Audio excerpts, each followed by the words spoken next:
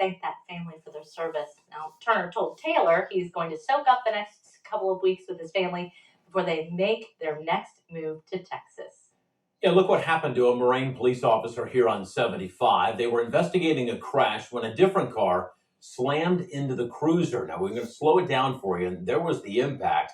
The officer was not in the cruiser. You saw the body camera video right there, and thankfully, he was not hurt early Sunday. The car did not move away from the emergency vehicles, as you can see right there. Today, we talked with some drivers who said they know that is the law. Absolutely. Yep. Is it easy to do sometimes? No, it's not. It's not, and it puts not only the officer, but the person that's pulled over at danger. The driver was okay, but did go to jail for OVI. And News Center 7 found CDC data showing on average over the last decade, a law enforcement officer died every week on roads across the country. There were almost 300 line-of-duty crashes, deaths, I should say, from crashes. More than 100 law enforcement officers died after cars hit them. New developments at 11. Police arrested a 20-year-old for a deadly shooting at a house party near the University of Cincinnati. Investigators arrested John Tatum Ferguson in connection with the murder of Dujon McDaniel Foster. Foster's sister thinks the shooting was a result of an armed robbery. I don't have any more tears to cry. I am at a point right now where I feel like I want justice for my brother. I want justice. All my energy is going into getting justice for my brother. A 16-year-old also got shot in the arm. New at 11, Ohio has seen more tornadoes than any other state in the country so far this year. That's according to the National Weather Service. So far, Ohio has had 35 tornadoes. That includes the twister confirmed in yesterday's storms. Now, the most serious we've had is an EF3 twister that tore through Logan County last month. It killed 3 people. Second in the country is Florida. It's had 34 tornadoes. The Storm Center 7 weather specialist Nick Dunn joins us again. We've been following Doppler 7 radar all night. So you're going to walk us through kind of the timing of the next several hours of what's moving into our viewing area. Yeah, that's right, James. The good news is things are weakening, which obviously we just saw that stat there. We don't want to add any more. Not at all. Yeah, that's the thing that you don't want to be number one on whatsoever. Let's take you out to kind of show you the timing through the rest of the night. So through midnight to 1 a.m., we are dry.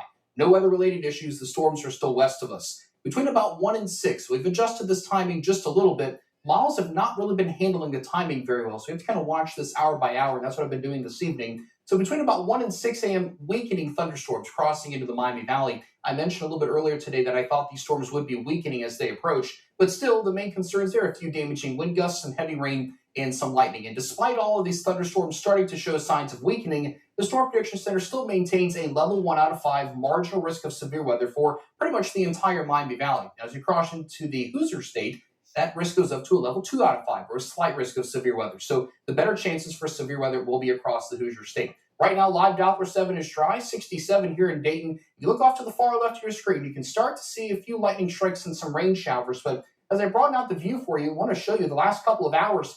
Number one, these storms have really taken a turn towards the south, meaning southern Indiana there, that is. But you notice towards 6 and 7 o'clock this evening, I was talking with Gabrielle Enright. We were really surprised just to see the number of tornado warnings in southern Illinois tonight. That storm complex really got intense for a short time. But the good news is it is really starting to weaken as it approaches our area. But still would expect some rain tonight going into the first part of your morning tomorrow. Temperatures in the middle 50s at 7 a.m. as you head back to work and school. As we get to come home tomorrow afternoon, lower 60s and starting to dry out, but it will be breezy. Winds gusting about 20 to 30 miles per hour times. So here's how Futurecast paints out these storms for us this evening through about 12:30. We're still dry. I do think this might be a bit overdone, but you do see some showers and thunderstorms coming into our western counties there toward about 1, 2 o'clock in the morning. That comes through here even as you see weakening as it crosses I-75 there toward about 3 or 3:30 in the morning. This exits the area pretty quickly Friday, but we are stuck with mostly cloudy skies to start the day. We do get some sunshine back, at least a little bit of it, as we get in towards the afternoon, heading into Friday evening, which is a good way to start the weekend, which is looking really nice for us. 59 on Saturday with plenty of sunshine. So a little cooler there, some patchy frost with Sunday morning and Monday morning. You see those overnight lows in the 30s. So if you have any plants that have sprouted up a little early, you may have to cover those. Our next rain chance looks to be Tuesday, but right now, no thunderstorm activity with that. Temperatures also a little closer to normal with highs in the middle 60s. Thank you, Nick. When it comes to robocalls, Ohio is second in the nation for complaints. For a while there, I was getting them 3 to 5 a day, and it's kind of gone down a little bit. Yeah, there is a way for people to get their numbers off telemarketers, yes. And a mom says she had a guardian angel when her son suddenly stopped breathing in this drive-through. There was no thought in my mind that the baby wasn't going to breathe again. You know exactly what to do to save his life. Supercards